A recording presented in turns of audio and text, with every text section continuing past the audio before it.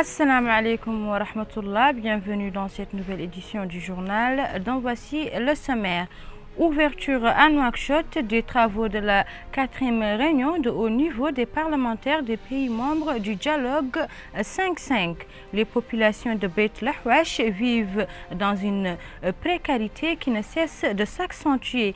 Bienvenue, les travaux de la 4e réunion des parlementaires des pays membres du dialogue 5-5 ont démarré au Palais des Congrès de Nouakchott sous la présidence du vice-président de l'Assemblée nationale, M. El Arbi Ould-Jidden. Dans un mot prononcé pour la circonstance, M. Sidi Ould-Ta, ministre des Affaires économiques et du Développement, a encouragé les efforts fournis par la Mauritanie pour renforcer la sécurité et la stabilité dans la sous-région. Écoutons-en cet extrait. Adressé au nom de l'exécutif de mon pays à cette auguste assemblée de parlementaires.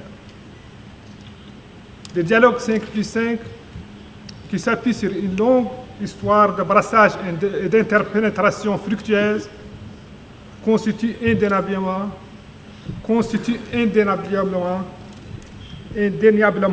un bel exemple de coopération nord-sud de nature à contribuer à relever les défis du présent et à envisager avec sérénité l'avenir des peuples du Maghreb et de la Méditerranée occidentale.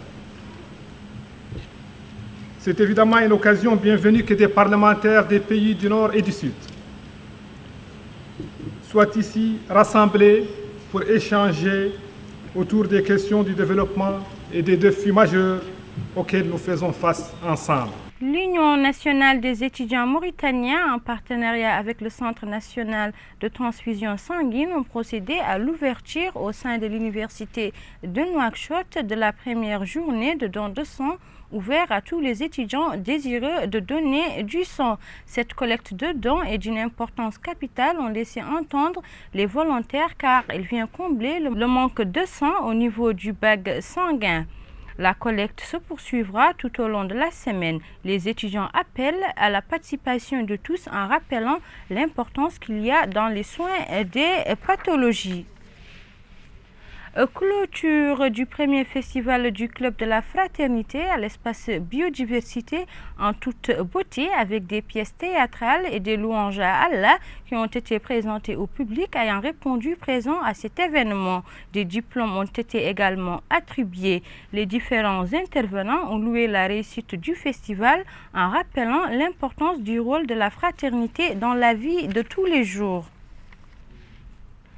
L'association des étudiants dénommés Médecins de l'avenir a ouvert sa semaine culturelle au niveau de l'amphithéâtre de la faculté de médecine de Nouakchott avec la participation de l'imam Abdoulaye Sarr qui a expliqué l'importance qui est accordée à la vie humaine dans la religion musulmane. Écoutons quelques-uns de ses propos.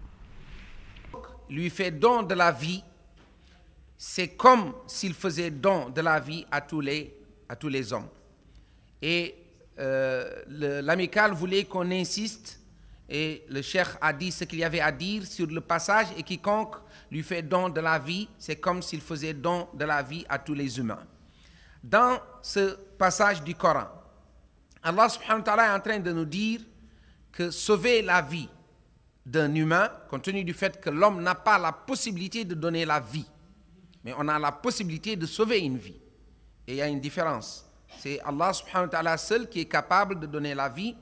Mais la métaphore dans ce verset est de nous dire que sauver une vie par le biais de quoi que ce soit, c'est comme si on avait sauvé l'humanité. Les populations de Beit Lahouache ou Ohod de Charqi vivent dans des conditions très difficiles entre habitation délabrée et manque d'infrastructures de base comme les routes. Pour plus de précisions, suivons ensemble ce reportage. Depuis 3 ans, la gazara de Beit Lahouache n'a pas connu un grand essor. Ça et là, il y a des baraques non loties. On remarque tout de suite le manque cruel d'équipements et d'infrastructures urbaines desservies par le transport collectif. Malgré l'existence d'un établissement scolaire, elle reste cependant fermée à cause de l'absence d'enseignants compromettant l'avenir des milliers d'enfants.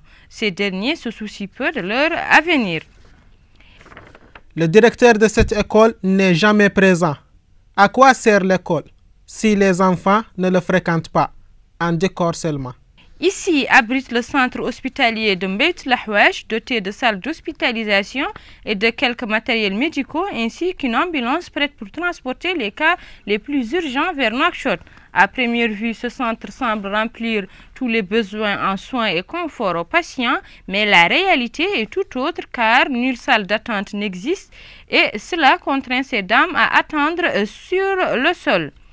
Malgré le manque en personnel médical qualifié, cette dame espère que ce centre répondra un jour à leurs exigences. Les médecins ne sont pas nombreux, mais ils sont très polis et donnent le meilleur d'eux-mêmes.